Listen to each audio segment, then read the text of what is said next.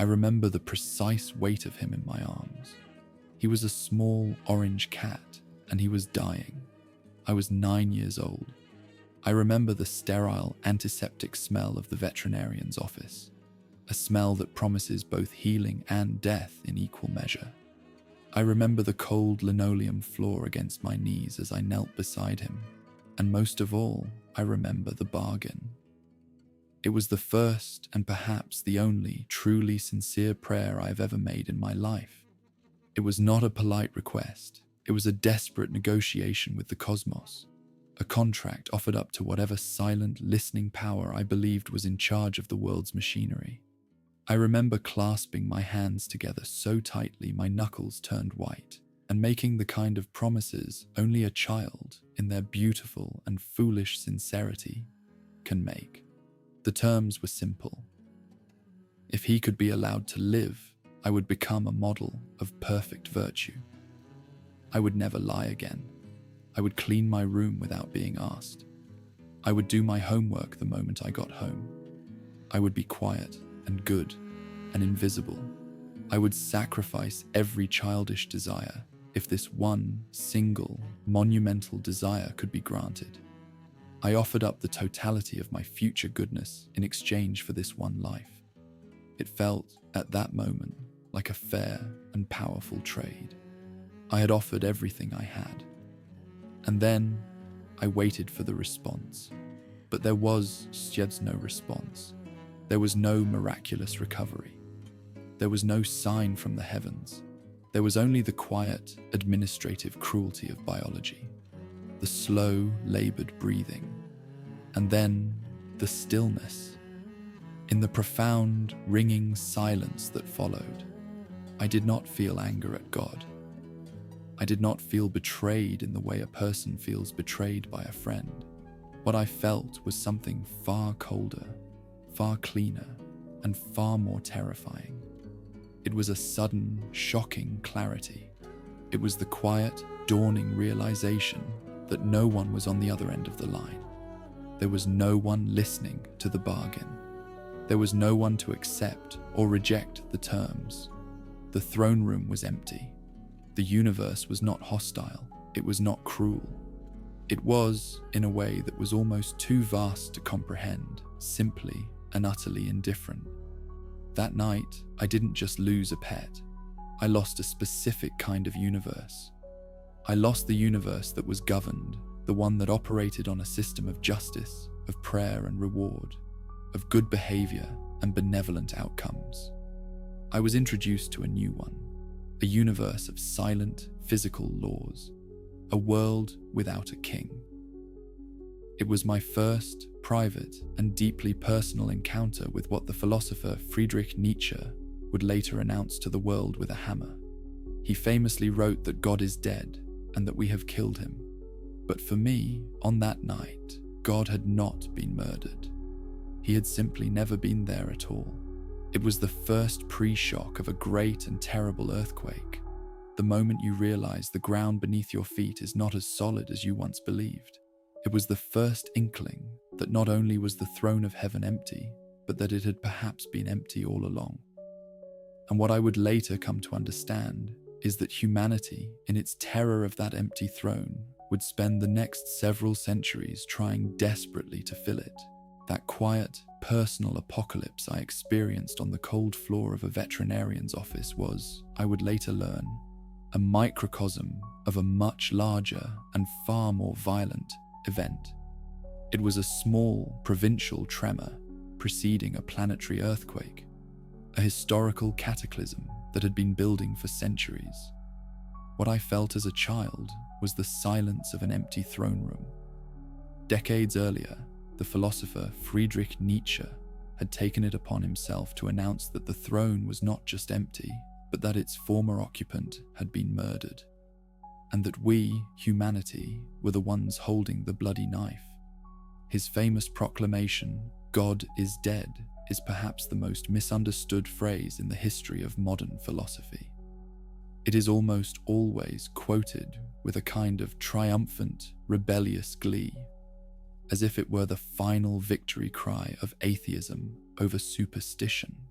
But to read it this way is to fundamentally misread the man and the terrifying gravity of his warning. Nietzsche was not celebrating. He was sounding an alarm. The full passage from his work, The Gay Science, is not a declaration of victory.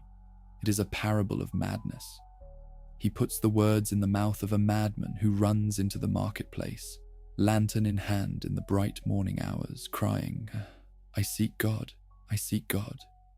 The crowd laughs at him, they mock him, and in his despair, the madman turns on them and delivers the full, horrifying weight of the news. Where has God gone? I will tell you. We have killed him, you and I. We are all his murderers. But how have we done this? How were we able to drink up the sea? Who gave us the sponge to wipe away the entire horizon?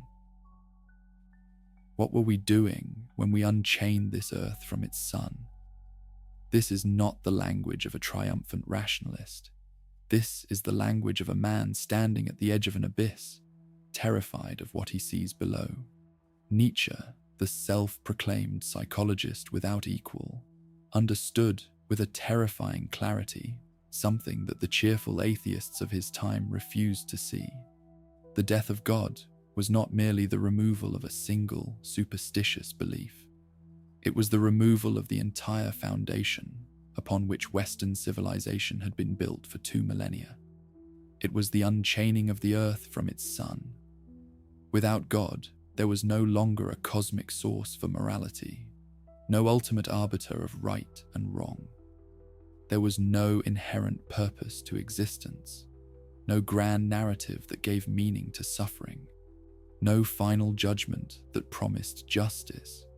We had wiped away the horizon, and in doing so, we had erased all sense of direction. We were, as he wrote, straying as through an infinite nothing.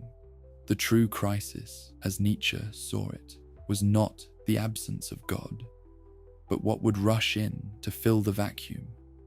The death of a king, after all, is always followed by a war of succession. A throne of such cosmic importance cannot remain empty for long. The central question that would animate the next 2 centuries of human history, and that forms the bloody, chaotic heart of our modern age, was this: with God dead, who or what would we now worship? The throne at the center of the world was vacant, and a desperate, often violent struggle to crown a new deity was about to begin. My small, personal discovery of an indifferent universe was a quiet echo of this grand, historical event. I had simply discovered that the throne was empty. The true, terrifying story of modernity is what happened when humanity realized it now had to decide who would sit upon it. And so began the great, frantic, and often bloody scramble for the vacant throne. The death of God did not usher in an age of serene, rational freedom. It created a power vacuum at the very center of the human soul, and nature, as they say, abhors a vacuum. Into this void rushed a series of pretenders, new and powerful ideologies that promised to restore the order, meaning, and direction that had been lost. These were the new gods, the heirs to the empty throne, each promising a new sun around which our world could once again revolve. The first and most noble of these pretenders was the god of reason. Born from the brilliant optimism of the Enlightenment, this was to be a clean, clockwork deity. It promised to liberate humanity from the chains of superstition, dogma, and clerical authority. The messy, contradictory, and often violent world of faith was to be replaced by the elegant, universal, and peaceful logic of the scientific method. Immanuel Kant's great call to dare to know became the new commandment. We would no longer need a divine revelation to tell us right from wrong. Our own rational faculties would be sufficient. We would become our own lawgivers. For a time, it seemed like a perfect succession. Science began to unravel the secrets of the cosmos. Medicine began to conquer disease. And a new world ordered, and understandable seemed to be within our grasp. But this new God had a fatal flaw. Reason, for all its power, is a tool. It is a magnificent calculator, but it has no heart. It can tell you how to split an atom, but it cannot tell you why you shouldn't build a bomb. It can design a society of perfect efficiency, but it cannot tell you if that society is just. Reason provides means, but it offers no ends. It gives us power, but it cannot give us purpose. It was a cold God, and the human heart, starved of meaning, soon began to search for a warmer, more promising fire. It found that fire in the second great air, the God of progress. This was the great, intoxicating religion of the 19th and early 20th centuries. If reason was a static, logical deity, progress was a dynamic, forward-moving force. It was the belief, fueled by the Industrial Revolution and the explosion of technology, that humanity was on an inevitable, unstoppable upward march toward a worldly paradise. The kingdom of heaven was no longer a promise for the afterlife. It was a future utopia that could be built here on Earth, with steel and steam and social engineering. Every new invention, every new discovery was seen as another step on this grand pilgrimage. This God was far more seductive than reason, because it offered a narrative, a story in which we were all heroic protagonists, building a better world for our children. But this optimistic faith was brutally murdered in the muddy, blood-soaked trenches of the First World War. It was there that humanity stared into the face of its new God and saw that it was a monster. All our vaunted progress, our chemistry, our engineering, our mass production, had not led us to utopia. It had only given us more efficient ways to dig graves. The God of progress died on the fields of Verdun and the Somme, gassed and shelled by its own inventions, with the cold God of reason proving insufficient and the optimistic God of progress lying dead in a field of mud. Humanity, in its desperation, turned to the most ancient and the most violent of all idols, the tribe. The third heir to the throne was the God of the nation. If meaning could not be found in a universal logic or a shared future, then it would be found in a shared blood, a shared soil, a shared history. The identity of the child of God was replaced by the identity of the son of the fatherland. Nationalism became the new, absolute religion, and the state became its church. This God demanded a different kind of faith, not a faith in reason or in the future, but a blind, total, and unquestioning devotion to the collective. And this God was not a cold calculator or a distant promise. It was a hungry God. It demanded sacrifice. The 20th century became its great and terrible altar, upon which millions of lives were sacrificed in the name of the Reich, the motherland, the empire. The horrors of fascism and totalitarianism were not a deviation from modernity. They were its logical, monstrous conclusion. They were the result of a species stripped of its cosmic purpose, desperately and violently clinging to a tribal one.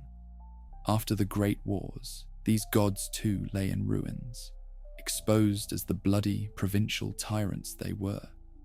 And in the silence that followed, humanity, exhausted and disillusioned, looked around and saw that only one candidate for the throne remained.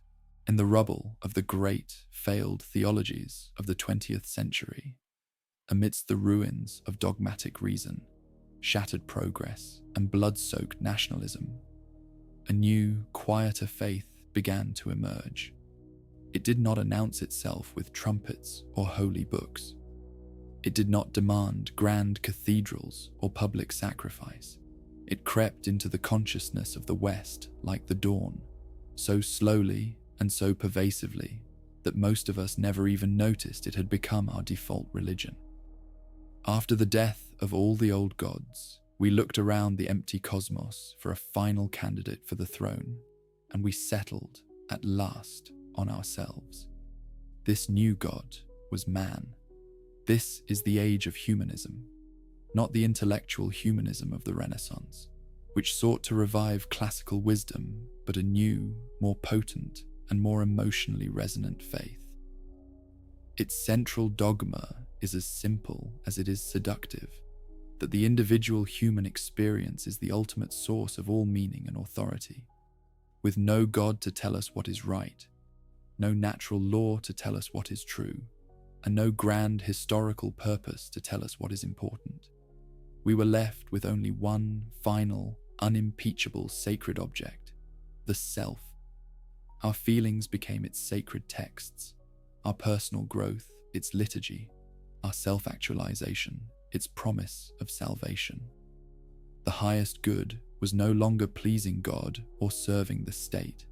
It became the pursuit of human happiness and the minimization of human suffering. The greatest sin was no longer blasphemy or treason. It became the act of causing harm, of infringing upon another's right to their own experience. This is the water we now swim in, the very air we breathe. Its doctrines are so deeply embedded in our culture that we no longer recognize them as beliefs at all. We perceive them as self-evident truths. The Universal Declaration of Human Rights is its most holy scripture. The therapist's office is its confessional. The injunction to be true to yourself is its greatest commandment. This religion is a powerful and, in many ways, a benevolent one. It is the force that motivates our humanitarian efforts, that underpins our concepts of justice, and that provides a common ethical ground for a globalized world. It is a God that, for the most part, has encouraged us to be kinder to one another, to value the life and liberty of the individual in a way that the previous, more abstract gods often failed to do. But here lies the problem, and this is what makes it the most perfect, most resilient, and most insidious God of all. For how does one commit heresy against a deity whose face is one's own? Previous gods were external. One could argue against them, rebel against them, or, as Nietzsche declared, even kill them. But how does one kill a God who is woven into the very fabric of one's own consciousness? To question the ultimate importance of humanity feels not like a philosophical critique, but like an act of self-loathing, a betrayal of one's own species. This God's primary defense is to make all blasphemy feel like an act of madness or monstrosity. It has constructed a perfect, self-validating loop. We are the worshippers, and we are the worshipped. Our own well-being is the object of our prayers, and our own actions are the only answer to them. And so, we have arrived at the final idol, the last God to die.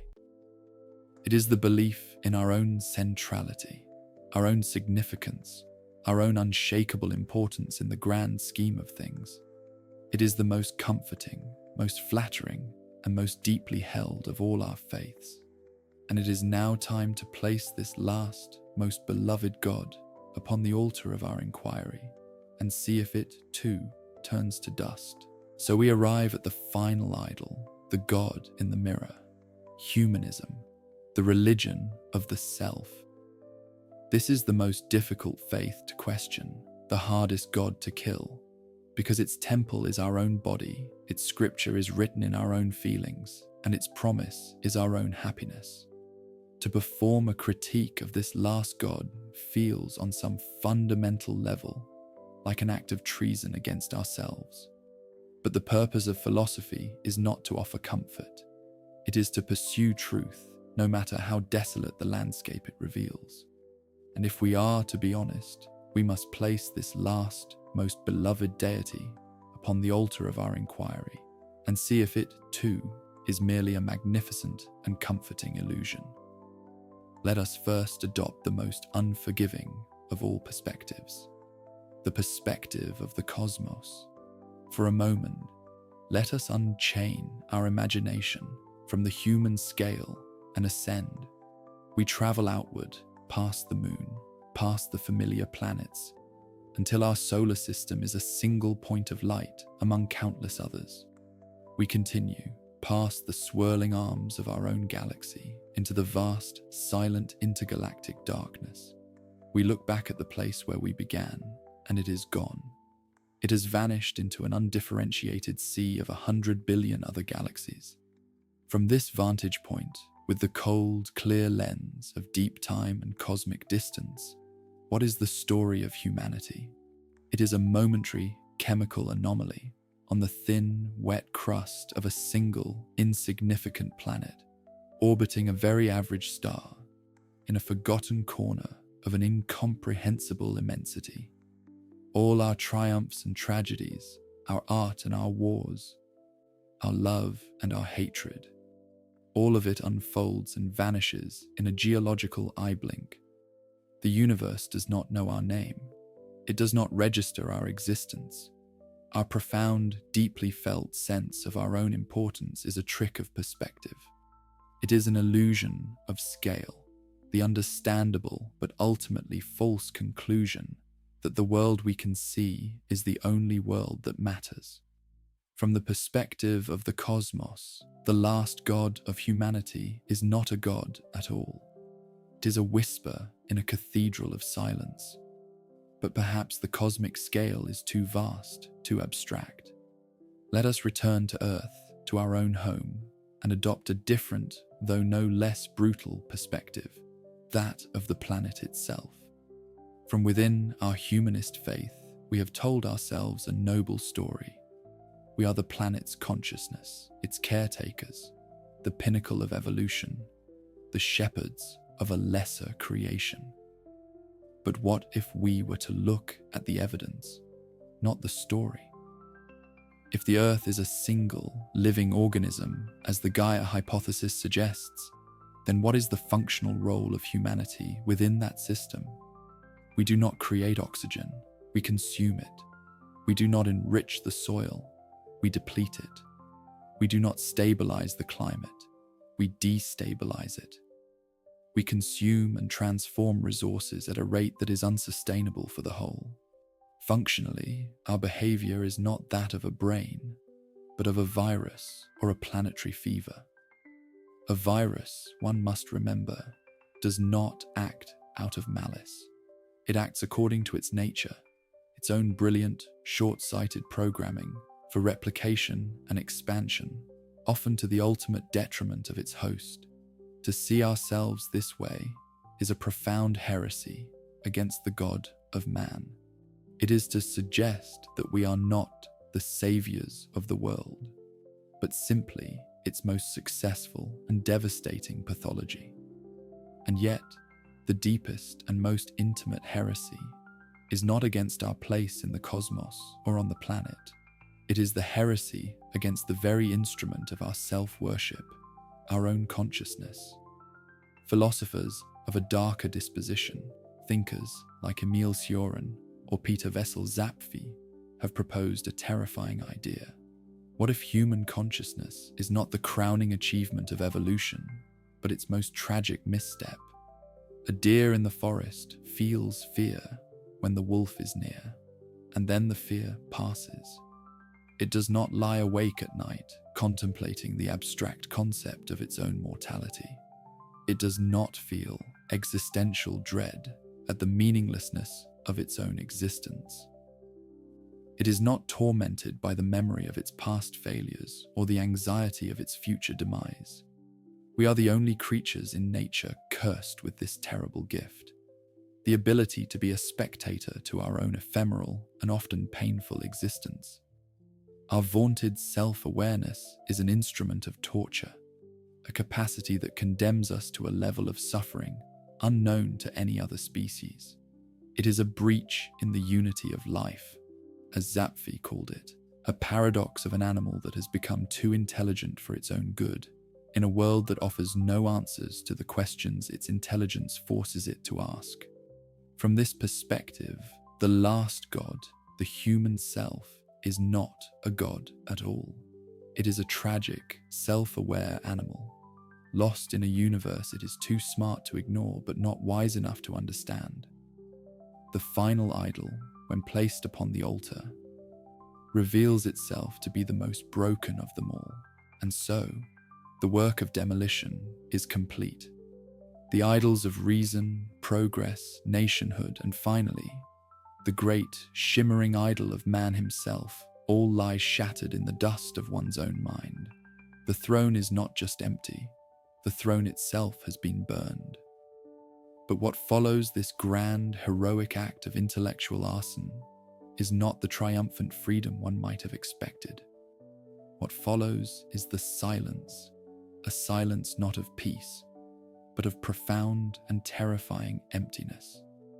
This is the state that follows the death of the last god, the arrival into the void. And this void, one quickly learns, is not a dramatic, cinematic black hole. It is a slow, quiet draining of color from the world. It is the experience of waking up one morning into a flat, grey, infinite landscape of utter neutrality and realizing you have been living there for some time. It is a torture chamber not of pain, but of pure, unbearable lucidity. To live in this state is to lose what might be called metaphysical gravity.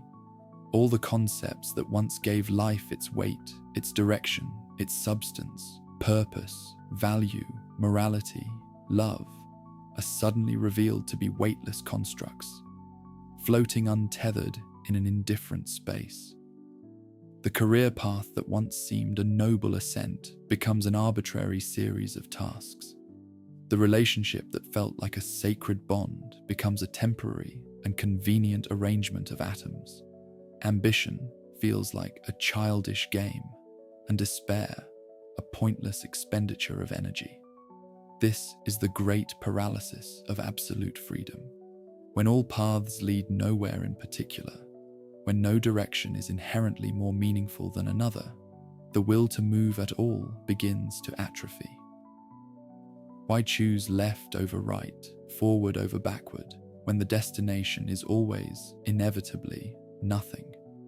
This is not laziness or apathy in the conventional sense. It is a profound, logical paralysis born from seeing too much. The individual is like a chess player who has calculated every possible move to its ultimate conclusion and has discovered that every single path, without exception, leads to a draw.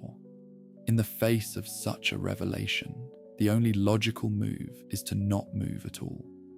This internal state of paralysis has a devastating effect on the very structure of the self. A coherent identity, after all, is a narrative, a story we tell ourselves about where we have been and where we are going. But a story requires a plot, a sense of forward momentum, a belief that one's actions matter. In the void, this narrative machinery grinds to a halt. Memory itself begins to change. The past, no longer organized by the gravitational pull of a central purpose, begins to fragment.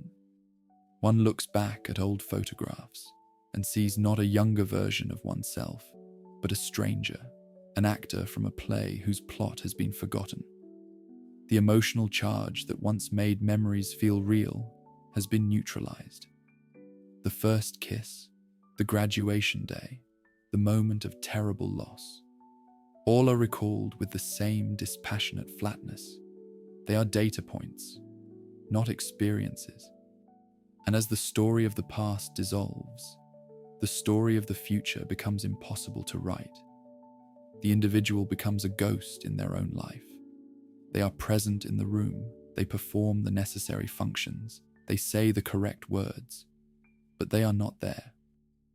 They are observing their own existence from an immense, cold distance, a spectator to a film in which they have lost all interest. This sense of unreality inevitably poisons one's connection to others. To truly connect is to participate in a shared illusion, a shared belief in the importance of things, love, friendship, mutual goals.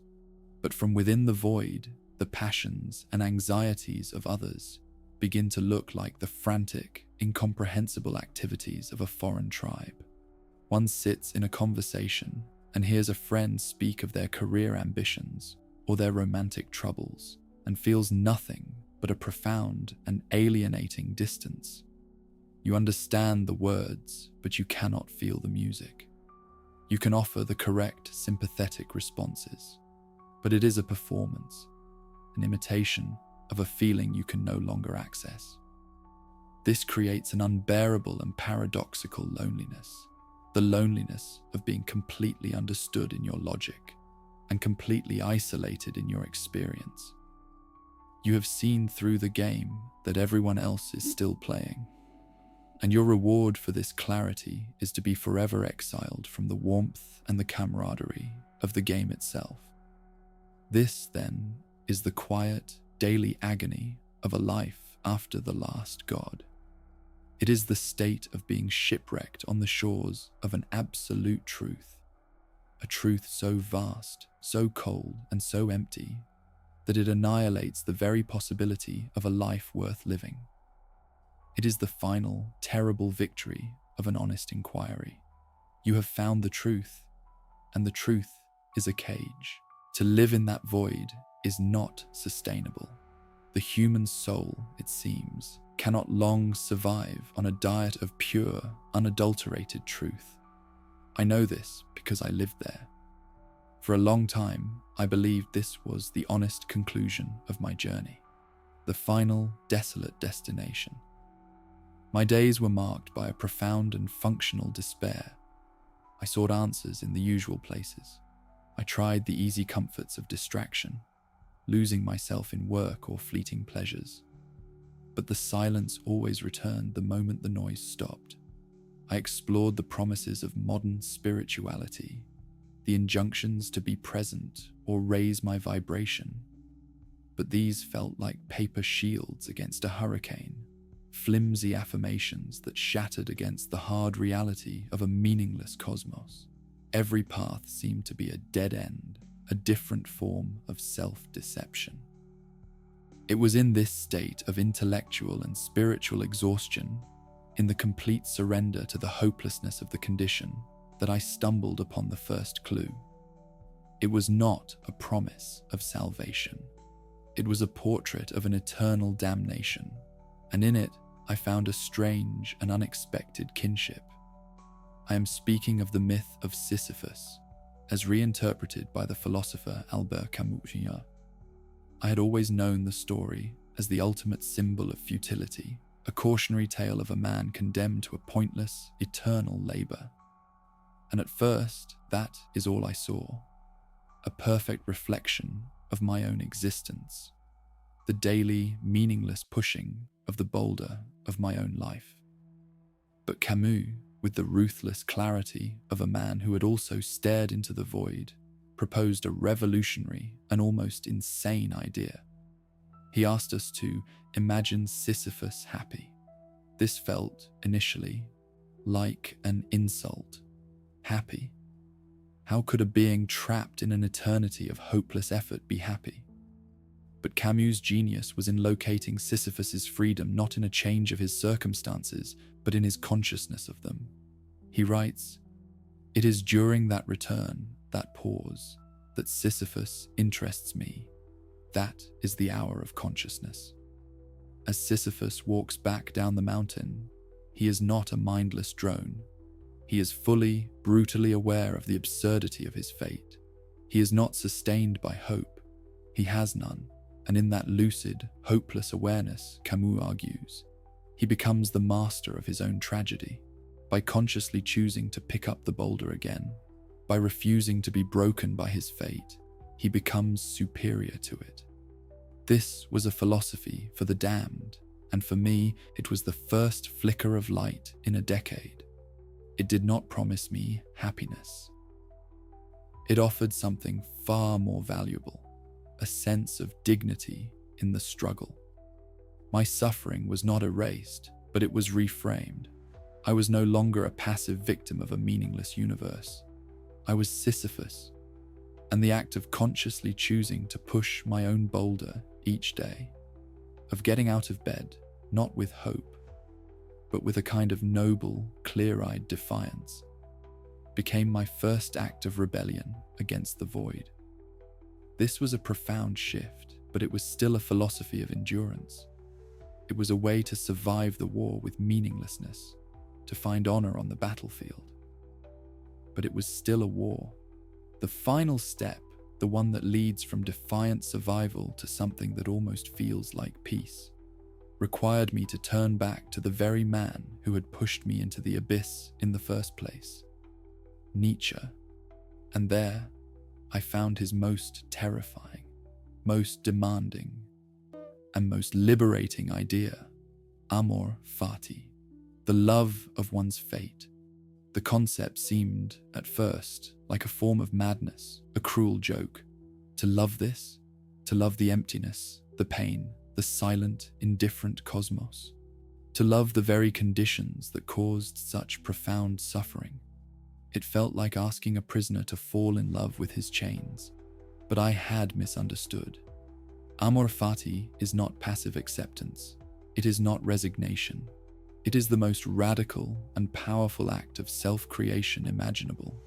It is the declaration that if you were the god of your own life, with the power to change any event in your past, you would change nothing. You would affirm every moment, every joy, every mistake, and every ounce of agonizing pain, because to remove a single thread would be to unravel the entire, magnificent and terrible tapestry of who you have become. It is the moment you look back at that 9-year-old boy, kneeling in the wreckage of his first prayer, his small world collapsing into silence, and you do not wish to save him. You do not wish to spare him that pain. Instead, you look upon him with a kind of fierce and terrible gratitude. You understand that that moment of desolation was not a wound to be healed. It was a seed. It was the necessary, brutal, and perfect beginning of this very inquiry. The first step on the path that led, through all the years of darkness and confusion, to this exact moment of understanding. It is to realize that the universe did not give you a story. It gave you the raw, chaotic, and often brutal material to forge a story. Amor fati is the final alchemy.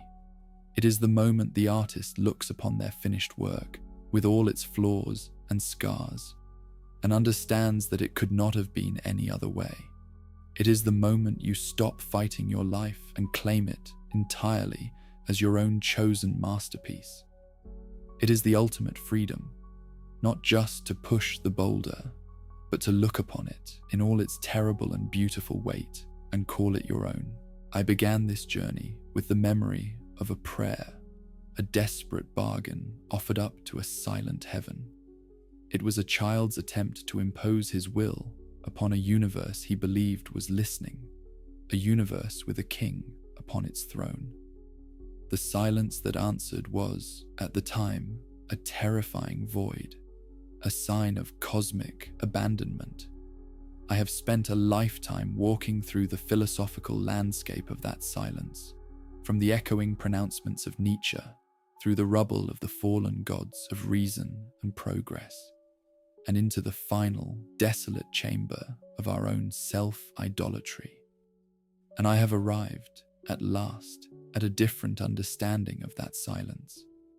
It is not the silence of indifference. It is the silence of an open canvas. The throne room was empty. That was a child's terror. The throne room is empty. That is an adult's freedom. All of human history, it seems to me now, has been a form of cosmic childhood, a desperate search for a parent in the sky to give us rules, to give us purpose, to tell us that our lives matter.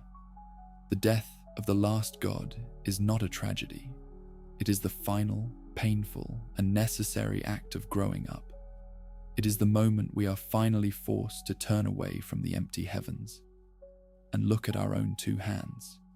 It is the realization that if meaning is to be made, we are the ones who must make it. If a light is to be lit, we are the ones who must strike the match. The journey I have described, through the defiance of Camus and the radical acceptance of Nietzsche, is not a path back to belief. It is a path toward a new kind of faith.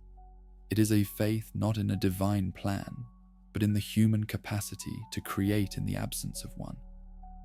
It is a faith in the beauty of a story that has no author but ourselves. And so, my prayer has changed. It is no longer a bargain offered up to an empty throne. It is a quiet affirmation, spoken into the void itself. It is a prayer of thanks for the silence, for the lack of a pre-written script, for the terrifying and glorious burden of our own freedom. It is a thank you for the pain that carved us, for the losses that defined us, and for the silence that finally forced us to find our own voice. We are, each of us, the inheritors of an empty kingdom. We are the orphans of a dead God, standing in the ruins of all the grand, comforting lies. And we are faced with the most profound choice imaginable: to curse the darkness or to become our own small, flickering lights, to see the void not as an absence, but as a space for creation. To understand that in a universe without inherent purpose, the only purpose that can ever truly matter is the one we have the courage to forge for ourselves. The old prayers are dead. The new prayer is the work of your own hands. The canvas is empty. The silence is waiting. The work begins.